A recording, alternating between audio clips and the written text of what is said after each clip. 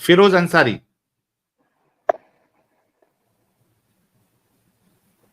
फिरोज अंसारी, फिरोज अंसारी। वालेकुम अस्सलाम सर। जी सर, कैसे हैं? बढ़िया हूँ भाई। ओके सर, मुस्लिम है अभी तक? नहीं, अभी तो नहीं हूँ। पहले थे? हाँ, पहले था। कितने पहले तक थे? 2017 तक, 2017 या 18, याद नहीं है। नमाजें पढ़ते थे? जी हाँ, नमाज पढ़ता था। ओके, जरा अत्तहियात सुना दे।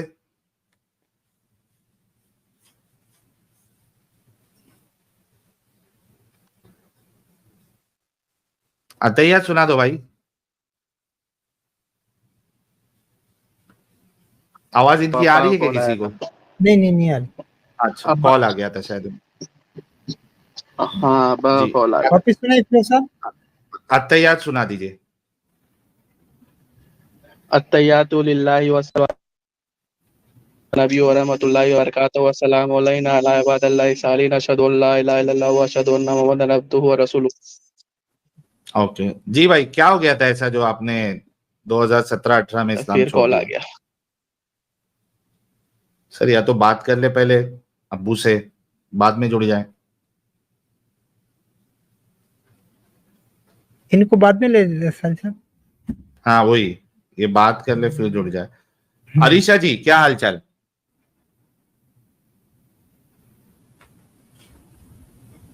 अरीशा जी, क्या हाल चाल आपके? हाँ जी जी, मैं ठीक हूँ। आप कैसे हैं साहिल? मैं भी ठीक हेलो हूँ। जी जी, मैं ठीक जी हूँ। जी, आवाज सबको आ रही है मेरी? जी जी जी। आ रही तो आवाज आ रही है। खैर, आप लोगों ने जो टॉपिक देखा है, अभी मैं कन्वर्सेशन सुन रही थी, तो यही है कि ये झूठ बोलने तक ये हर हद तक जाके इनकी अपनी सही बुखारी सही मुस्लिम की जो है ना, वो अहादीस मौजूद है कि किस तरह से सिर्फ ये नहीं था कि सेक्स रेवी जितना ये लोग इनके उल्मा पेश करते हैं ना, कि बस औरतें बच जाती थी, उनको सहारा चाहिए होता था, तो इसलिए जो है वो मतलब उनको ऐसा स्लेव रख लेते थे। उसमें भी ना ये लोग ये नहीं बताते पर्टिकुलरली कि उनको रखते ही सिर्फ एज अ सेक्स लेते, यानी कि उनका मेन जो मकसद होता था उनसे मतलब जिनकी जरूरत पूरी करना। ये कभी हमारे उलमा नहीं बताते। अब इनकी अपनी जो अहादीस है उसमें तो बहुत खुल खुल के लिखा हुआ है कि बकायदा मंडियां लगती थी, और मंडियां भी ऐसी है जो मेरे ख्याल में जो शायद किसी ब्रोथल में भी ऐसा ना होता हो कि आप किसी को बिल्कुल म्यूट खड़ा कर दो और अगले को इजाजत है कि वो उसको फील कर सकता है, तो उसको जो अच्छा लगता है बॉडी का पार्ट जिस औरत का, वो उस औरत को चूज कर सकता है। और ये काम इनके कोई आम मुसलमानों की बात है, तो ये लोग कहते हैं कि हजूर सल्लल्लाहु अलैहि वसल्लम ने तो हमारी स्लेवरी जो है ना, सेक्स स्लेवरी, उसको खत्म किया, आहिस्ता आहिस्ता कम किया। कुछ भी नहीं। इवन इनके सहाबा के दौर में जब हजरत उमर थे, हजरत अली थे, उस जमाने तक ये सेक्स स्लेवरी होती थी, उसके बाद भी होती रही है अरब में, और बिल्कुल इसको जो खत्म किया है वो यूएन में उन्होंने खत्म किया। ये इनकी जी सारी जी जो है ना फजूल बकवास होती है कि जो है ये हजूर सल्लल्लाहु अलैहि वसल्लम ने उनके हकूक दिए थे गुलामों को, और उनको जो है वो फिर आजाद करने की तरगीब दी। ये सब फजूल बकवास है। इनकी अपनी अहादीस पढ़ी हुई है कि किस तरह हजरत उमर जब जाते थे किसी लौंडी को खरीदने, तो वो उसके जो है ना मतलब पस्तान को टटोलते थे, उसकी बैक मतलब बटक को टटोलते थे और वो सेलेक्ट करते थे। एक इनकी एक और मुझे याद आती है, एक वाकया था, मुझे अब सही से याद नहीं पड़ रहा कि कौन सी कहीं तफसीर में था कि हजरत अली जो है ना वो जैसे लौंडियों के मतलब बाजार से गुजरे, तो वहां उनके साथ एक मुसलमान आदमी था, जिसने दरियाफ्त किया कि भाई आम जो औरतें उनका तो पर्दा होता है मुसलमान औरतों का, तो इनकी जो पुश्त है और इनकी जो पेट है उसको क्यों नंगा रखा जाता है लौंडियों से? ठीक है। तो जी हजरत अली साहब फरमाते हैं कि ये जो है ना मतलब इनका तो मकसद यही है कि इनको खरीदा जाए, और हम इनको नंगा इसलिए रखते हैं कि जो खरीदार आए वो उनको देख के पसंद करे, वो उनको टटोले उनके जिस्म को, और उसके मुताबिक ही उसकी कीमत लगाए। मतलब अगर कोई लॉन्ड्री अगर ज्यादा अच्छी लगती है, जो नीलामी होती है ना कि कोई औरत अगर ज्यादा अच्छी लग गई तो ज्यादा से ज्यादा कौन उसको मतलब पैसे देगा खरीदने के लिए, तो यहाँ ये सिस्टम होता था बकायदा। ये पूरा इनकी अपनी जी किताबों में, इनकी अपनी अहादीस में लिखा हुआ है। ये लोग खुद छुपाते हैं और डिनाई करते हैं, और अब ये जो है ना उससे पर्दे डालने के लिए किसी भी हद तक आ जाते हैं। तो मैं ये सुन रही थी तो मैंने कहा कि ये पता होना चाहिए। अभी मुझे हदीस नंबर एग्जैक्टली, अब आप गूगल भी कर ले कोई भी बंदा, उनको पता चल जाएगा। सही मुस्लिम की हदीस है, बहुत हजरत उमर के हवाले से तो बहुत खुल खुल के हदीस है, क्योंकि उनका ये थोड़ा सा होता था ना मसला वैसे भी, औरतों को मतलब ताड़ते रहना, जिसकी वजह से फिर हिजाब वगैरह की ये चीजें आ गई थी, तो आयतें भी आ गई थी और ये सब। तो ये वाला है, और ये इसको पर्दे डालते हैं ये लोग बैठ के ना। तो ये अब तो अच्छी बात ये कि इंटरनेट है तो हर चीज बहुत इजीली एक्सेस हो जाती है। तो मैं यही बता रही थी कि ये किन मतलब हकूक की बात करते हैं।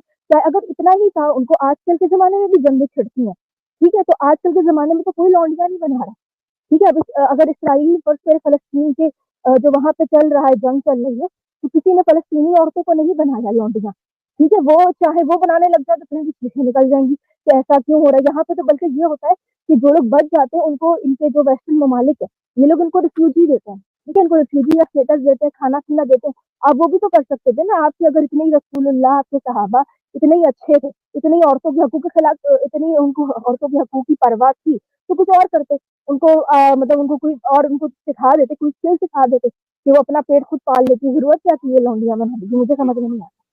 नहीं, ये तो सारी ये बात चीजें जो है ना, ये जी जी अरीशा जी, ये सब बोलने की बातें इनकी, ये कोई उन पे दया रहम वाली चीज नहीं थी, वरना ये इस तरीके से ना मार्केट में स्लेव्स को बेचते, ना उनके साथ इस तरीके से बिना निकाह के शादी की इसकी इजाजत होती। इन्होंने पूरा उसका फायदा उठाया है, मजे लिए हैं। और इसके बाद चूंकि ये मोमिनों को जो है वो शर्म आती है अपनी रसूल की करतूतों को सुनने के लिए और अपने सहाबाओं की करतूतों को सुनने के लिए, वो डिफेंड तो नहीं कर, इस वजह से वो ट्विस्ट करके बताने की कोशिश करते कि यार देखो कितने अच्छे थे बेचारे, कितना ख्याल रखते थे, जैसे खुद खाते हो वैसा खिलाओ, जैसे खुद पहनते हो वैसा पिनाओ वाली बातें की है। भाई देखो सीधी सी बात है, एक उसूल हमेशा याद रखना, your action speaks louder than your word. ये जिस ज्ञानी ने भी ये स्टेटमेंट दिया है, मैं उसको सलूट करता हूं, और ये बिल्कुल हकीकत है। Your action speaks louder than your word. क्यों? क्योंकि इंसान जो है ना धोखेबाजी करने में, बातें करने में, वो बहुत बहुत ज्यादा जो है ना ऐसा बताएगा कि दुनिया में उससे अच्छा कोई है ही नहीं, ऐसी ऐसी बात करेगा, लेकिन कुछ भी बोल वो मायने नहीं रखता, वो मायने नहीं रखता।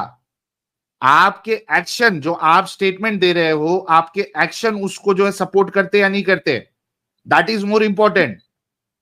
आप ये कह लो कि भाई इनको जो है वो अपने जैसा खिलाओ, अपने जैसा पिनाओ, और ये करो वो करो, तुम्हारे एक्शन बताते तुमने मार्केट में बेचा स्लेव्स को, दिस इज योर एक्शन। तुम जंग में जाते थे, इतनी भी तुमको जो है तुम्हारा सेक्स की इतनी भूख थी तुमको कि जंग में भी जाके तुम थोड़े दिन जो है ना बिना सेक्स के नहीं रह सकते थे। तुम वहां पे भी जाके सेक्स करते थे, बुखारी की 222, जंग में जाके भी सेक्स कर रहे हैं। Your action speaks louder. तो तुम अच्छा होने का 1000 दावा कर लो, तुम्हारे एक्शन से हम परखेंगे कि तुम अच्छे हो या बुरे हो। हम तुमको तुम्हारे नबी के और तुम्हारे सहाबाओं के एक्शन दिखाते हैं, हमको जो है ना वर्ड्स मत दिखाओ, उनके एक्शन बताओ। तो थैंक यू अरीशा जी, आपने अपना पॉइंट रखा। मैं और बताऊं कुछ, एक और इनकी हदीस थी उसमें, जिसमें हजरत सफिया जो है ना, वो मतलब उनसे हजरत सल्लल्लाहु अलैहि वसल्लम जब शादी करने पे आते हैं, तो उसपे भी मतलब ये जो है ना, अच्छा ये जान के ना हर चीज को बना देते हैं कि भाई ये सही हदीस नहीं है, ये तो ऐसे है, या ये ज़ईफ हो गया, ये सब है। लेकिन आप ये नोट करें ना कि सबसे बड़ी बात ये कि तुम लोग भाई औरतों के पर्दे की इतनी बात करते हो, तो इन लौंडियों का तो तुम लोगों ने कोई हिजाब नहीं रखा हुआ था। ये जब हजरत सफिया से जब शादी होने पे आई थी, तो उस वक़्त जो एक ना मतलब उन्होंने रखा था कि हम दावत मतलब मुसलमानों की ना, तो उसमें जो मुसलमान मर्द आए थे, तो वो आपस में जब उन्होंने बात की ना, तो उन्होंने यही डिस्कस किया कि ये जो औरत है, ये मतलब जंग से ही आई थी, मतलब हजरत सफिया ना, तो उन्होंने कहा कि अब ये देखना पड़ेगा कि ये हजूर की लौंडी है या ये इनको उम्मातुल मोमिनीन में से कुछ बनाते हैं। तो उसमें मुझे याद है कि उसमें लिखा था कि मुसलमानों की आपस में जो मर्द थे, उनकी बात यही हुई थी कि अगर ये पर्दा करती है, अगर इसका कोई मतलब रखा जाता है इसका, और ये क्या मतलब इसका कवर होगा, तो ये इसका मतलब कि ये फिर हजूर की बीवी बनेगी। अगर इसका पर्दा नहीं है तो इसका मतलब ये लौंडी है। ये बात बहुत क्लियर थी कि भाई लौंडियों का कोई पर्दा नहीं होता था। और मैं तो कहूँगी कि ये जो है ना मतलब एक तरह से रेप है। मतलब एक अगर कोई प्रोस्टिट्यूट भी है ना, तो उसको भी एटलीस्ट ये पता होता है कि वो किसके पास जा रही है। खुद चूज़ भी कर लेती हैं औरतें जहाँ उनको मतलब लगता है कि ठीक है, अगर किसी को बनाना है तो चलो उसके साथ चले जाते हैं। ठीक है, वहाँ औरतों की फिर भी चॉइस है, यहाँ आपने क्या चॉइस छोड़ी है, आप उनकी नीलामी करें। अच्छा, फिर ये कहते थे कि जी हमारे हुजूर तो शादी भी कर लेते थे, हमारे हुजूर ने तो उनको बीवियाँ भी बना लिया। तो भाई अब कोई भी औरत होगी, उसको ये ऑप्शन दिया जाए कि भाई आपने नीलाम होना है। और अच्छा, एक और मजे की बात ये कि जो नीलाम होना है, वो पैसा भी जो उससे कमा रहे हैं वो खुद कमा रहे हैं ये लोग बैठ के। मतलब एक जो है ना पिम्प वाला एटीट्यूड इनका वो था। औरत को उससे कुछ हासिल भी नहीं हो रहा। चलो एक प्रोस्टिट्यूट होती है ना, पैसे चलो कमा रही है, उसकी जेब में कुछ जा रही है, तो औरतों की जेब में भी कुछ नहीं जा रहा। अच्छा, फिर ऊपर से इनका क्या होता था कि एक तो ये वाली बात। अच्छा, फिर एक और भी चीज थी कि ये जो लॉन्ड्रियों के साथ करते थे, एक दूसरे को गिफ्ट करते थे बकायदा। जैसे किसी को खुश करना है, किसी से कोई काम निकलवाना है, तो उसको जो है ना बतौर तोहफे के तौर पे दे देंगे लॉन्ड्री। यार अब इसमें मारिया उस किप्तिया जो औरत है को क्या वो करना खुद रसूलुल्लाह को, है? मारिया किप्तिया जो है खुद रसूलुल्लाह को जी गिफ्ट में मिली हुई है। तो ये तो बिल्कुल जायज है कि आप गिफ्ट भी कर सकते हैं, आप बेच भी सकते हैं, आप जो है उनको सेक्स, उनके साथ सेक्स भी कर सकते हैं। तो ये सारी चीजें जो है ऑलरेडी हमने कई बार बताई हुई है। थोड़ा सा आगे बढ़ते हैं अरीशा जी, फिरोज चलो भाई ठीक है, से ओके। जरा देख लेते हैं, बात करते हैं। और मोमिन हजरात, एक अल्ताफ शेख जुड़े थे, उनका माइक और कैमरा की परमिशन नहीं थी। आप माइक और कैमरे की परमिशन दोगे तो आपको ले लिया जाएगा। अल्ताफ शेख साहब, आपका माइक और कैमरे की परमिशन आपको देनी पड़ेगी। जी फिरोज अंसारी साहब, आपका ये हो गया कंप्लीट? हाँ सर, हो गया। ओके, आपका टेस्ट तो ले लिया था भाई। मैंने पूछा कि क्या ऐसा हो गया जो 2017-18 में आपने इस्लाम छोड़ दिया? मुझे सर ये जुम्मा के खुतबे में जो काफिर काफिर करते थे, ये कॉन्सेप्ट मुझे समझ में नहीं आता था कि अल्लाह ताला ने सब इंसान बनाए हैं, तो हम्म। उन लोगों को काफिर का दर्जा क्यों दिया। हाँ। तो वहीं से मेरा दिमाग थोड़ा पलटना चालू हुआ कॉलेज के टाइम से। जी। और फिर मैंने ऊपर से कहीं हदीस पढ़ ली आयशा के बारे में, हाँ। तो उसको भी उसके बारे में भी वेरीफाई किया, तो वो हदीस बुखारी में पड़ी हुई थी। और हम्म। इसका जब किसी करीबी मौलाना से इसके बारे में पूछा, तो वो गोल गोल करके जवाब देते थे, वो सही से बयान नहीं कर पाते थे। तो हाँ। बस इसी वजह से बाद में और बात खुलते गई और समझ में आता गया। तब समझ में आ तब मैं ये सोचने लगा कि हो सकता है मोहम्मद खराब आदमी हो, अल्लाह होगा, अल्लाह सही होगा। हम्म। तब भी मैं थोड़ी देर के लिए इस्लाम में था। फिर हाँ। थोड़ी देर बाद ये भी समझ में आ गया कि अल्लाह भी 2 नंबर है। तो तो वो मैं तो वहां से मोहम्मद फिर साहब की दूसरी आईडी थी ना वो अल्लाह वो, जो हाँ, वो है, दूसरी आईडी थी वो। बराबर बराबर। वो तो वो गंगाधरी शक्तिमान वाला हिसाब था वो।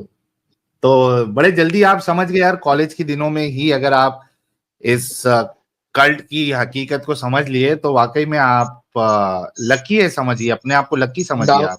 डाउट डाउट सर बचपन से ही होता था मुझे, हाँ। पर बड़ा होने के बाद समझ में आया। हाँ, लेकिन बहुत जल्दी समझ में आया। और इसी वजह से मैं कहता हूँ फिरोज साहब, हमारे जितने मोमिन हजरात है और खास करके जो टीनेजर्स है, वो गालियां तो हमको देते हैं, लेकिन मैं आपको गारंटी दे सकता हूं कि अगर आज आपने, आज ही यानी बीइंग अ टीनेजर, अगर आपने इस्लाम की हकीकत को जान ली और आप इससे निकल गए, यार आप अपने आप को लकी मानोगे, बजाय इसके कि आप अपनी जो है वो प्राइम जवानी आपने पूरी जो है बिता दी इस कल्ट की चक्कर में। एक तो बीच में मरमर आ गए, किधर प्रोटेस्ट के नाम पे गए और वहां पे कामबारी हो गया, एक तो जान भी जा सकती है। दूसरा कि 35 साल के बाद, 30 साल के बाद आपको पता चल रहा है, अरे यार ये क्या मैं बेवकूफी का हिस्सा था और 30-35 साल मैंने जिंदगी के खराब कर दिए। पछतावा होगा जी। तभी आपको। और कोई कोई किसी किसी को 40-45 में समझ में आता है कि यार ये तो पागलपन था यार, लेकिन फिर पछतावा होगा कि यार 40-45 साल मैंने इस गंदगी में निकाल दिया। तो जो लेकिन लोग, सबको जितने उस तरह का टीनेजर्स हमको माहौल, हाँ, सुनते हैं। हम्म। सबको उस तरह का माहौल नहीं मिलता है ना सर। मतलब कोई हाँ, कट्टरता में रह जाता है, और कोई कोई कोई निकल पाता है सोच के, सही जो सोचना सोचता है वही जरूरी निकल है पाता है। भाई। Exactly exactly. सोचना जरूरी है कि सोचेंगे ही नहीं अगर, तहकीक नहीं करेंगे, दोनों साइड के आर्गुमेंट्स आप नहीं सुनेंगे, तो फिर मुश्किल हो जाता है। मुसलमानों के साथ सबसे बड़ा मसला क्या होता है कि वो दिमागी अपंग होता जी, है ना। तो और वो बहुत बहुत सोचने शुक्रिया के बाद भी और बहुत टाइम लगता है कॉन्ग्रेचुलेशन। निकलने में। हाँ, किसी को टाइम लगता है, किसी कोई जल्दी निकल जाता है। हर एक का फेज, हर एक का ट्रांजिशन जो है वो अलग अलग होता है, हर एक की कहानी अलग अलग होती है, हर एक का मानने का पैरामीटर्स अलग अलग होता है। तो किसी को टाइम लगता है, मैं एग्री करता हूँ इस बात से, किसी को वक्त लगता है, लेकिन निकल जाए यही हमारे लिए बड़ी बात है। फिरोज साहब बहुत बहुत शुक्रिया, आप जुड़े और आपने सर अपनी एक डाउट है, बात रखी। मोहम्मद के बारे में एक डाउट जी है। पूछिए, पूछिए जब सर। ये हदीसे 200 या 250 साल बाद लिखी गई, मोहम्मद के मरने के बाद, तो ये उसका एग्जिस्टेंस प्रूफ करता है कि वो था या नहीं था? यार देखो, ये जो हदीसों का जो पूरा इन्होंने सिलसिला बनाया हुआ है, ये मेरे हिसाब से एकदम बचकाना और यानी एकदम फालतू सिस्टम है कि भाई चेन ऑफ नरेटर्स जो है आप पकड़े और उसमें आप जो है, यार मेरे को एक बात बताओ, साहिल भाई 10 साल पुरानी बात। अरे एडम साहब की री एंट्री हो चुकी है जी। एडम यार जितनी भी हदीसें हैं इन सबको इकट्ठा कर लो, राइट, और मुझे बताओ कि कोई इंसान 23 सालों में इतनी सारी बातें कैसे बोल सकता, अगर वो हल्का सा भी सोए ना। जबकि तुम्हारा रसूल सही सही रात औरतों के साथ गुजारता था हदीसों के मुताबिक, और तुम्हारा रसूल खाने पीने के बाद लोगों को कहता था मेरे पास मत बैठो, चले जाओ, मुझे अंदर जाना है, कुरान की आयतें आ जाती थी। अगर ये रसूल एक ही बंदा था तो मुझे बताओ ये इतनी ज्यादा बातें एक ही बंदे ने कैसे कर ली 23 सालों में, वो भी 23 सालों में। और उन 23 सालों में भी नहीं, असल में ज्यादातर बातें जो हैं वो बाद के 9 सालों की हैं। जो पहले 13 सालों में तो बातें हैं ही कुछ नहीं, हिजरत से पहले की आपको बातें मिलेंगी बहुत कम। तो 9 सालों में एक बंदा इतना सारा कुछ कैसे बोल गया? मोहम्मद एक नहीं था, मोहम्मद 3 थे, 3 डिफरेंट लोग थे, ठीक है। और कुछ बातें फर्जी हैं, कुछ बनाई हुई हैं। और अगर मोहम्मद इतना ही बड़ा था, चीता था, तो जो अर्लीस्ट कॉइन्स आपको मिलते हैं उस पे क्रॉस क्यों बना हुआ है? क्योंकि क्रॉस तो मोहम्मद उसके रिजेक्शन में है, उसने तो कहा था अहले क्रॉस को मैंने कत्ल करना है हदीसों के अंदर। तो फिर अर्लीस्ट कॉइन्स जो हैं उसमें मोहम्मद के साथ क्रॉस क्यों बना हुआ? और मोहम्मद लफ्ज जो है वो ब्लास्फेमी है इस्लाम के मुताबिक। इस्लाम कहता है तमाम हमद जो है वो अल्लाह के लिए है। तो मोहम्मद जो नाम है वो मोहम्मद का मतलब होता है जिसकी हमद की जाए। तो बाय डेफिनेशन लफ्ज मोहम्मद कुरान के खिलाफ जाता है। तारीफे करने के लिए मोहम्मद कैसे हो सकता है? मोहम्मद सिर्फ उसको कहा जाता है जो खुद अल्लाह हो, इस दुनिया में आया हो। मोहम्मद सिर्फ उसको कहा जा सकता है जो खुद खुदा हो, इस दुनिया में आया हो। इन रियलिटी अगर आप मोहम्मद का लफ्जी मीनिंग लेते हैं या अहमद का लफ्जी मीनिंग लेते हैं, जो हमद के काबिल हो, अल्लाह कुरान में कहता है अल्हम्दु लिल्लाहि रब्बिल आलमीन। तो भाई ये एक बड़ी नई चीज है और कुछ भी नहीं है, मुख्तलिफ लोगों को जोड़ जोड़ के बना लिया गया। वरना आपके स्कॉलर्स को सबसे ज्यादा जो हदीसें माननी चाहिए ना, वो उसकी माननी चाहिए अपना सीरत नबी बाय इब्ने इसहाक की, क्योंकि वो मोहम्मद के मरने के 70 सालों बाद लिख रहा है। मोहम्मद के मरने के 70 सालों बाद वो लिख रहा है। तो इब्ने हिशाम वो ने भी तो आके, क्लेम है ना, मैन्युस्क्रिप्ट तो किसी की नहीं है ना एडम साहब, हाँ वो भी हाँ, तो सब वही सारी मैं चीजें समझाने लगा क्लेम हूं है। जी, हाँ। वही समझाने लगा हूं। इब्ने इसहाक अगर 70 सालों बाद आके लिख रहा है, तो इब्ने हिशाम ने 150 सवा 100 सालों के बाद इब्ने इसहाक की 50% ज्यादा चीजों को डिलीट कर दिया। कि उसने कहा कि मुझे इसमें लॉजिकल कंक्लूजन नहीं लग रहा कि मोहम्मद ऐसा कर सकता होगा या किया होगा। तो चूंकि मोहम्मद इब्ने हिशाम को इब्ने इसहाक की बातों में समझ नहीं आ रही थी, कंट्रडिक्शन फील हो रही थी उस वक्त के मोहम्मद की वर्सेस जो इब्ने इसहाक ने लिया, तो उसने उन चीजों को निकाल दिया और चेंज कर दिया। क्यों? क्योंकि मोहम्मद वो मोहम्मद था ही नहीं। इस्लाम जो है, अगर हम अर्लीस्ट देखें इस्लाम, तो it was a cult movement जो कि शुरू हुई थी साबेईन की मूवमेंट से। और जो साबेईन की मूवमेंट है वो एक कल्टिश मूवमेंट निकली थी जॉन द बैप्टिस्ट की तरफ से।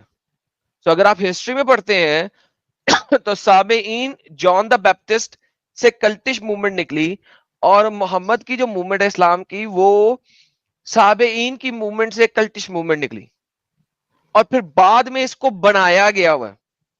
इसीलिए कुरान में इतनी तकरार है, इसीलिए आपको इतनी तफसील लिखनी पड़ती है, इसीलिए आपको इतना सारा कुछ सुनना पड़ता है, क्योंकि आपको अंब का पता नहीं लगता वहां से। इसका मतलब मोहम्मद एग्जिस्ट ही नहीं करता था। मैंने बोला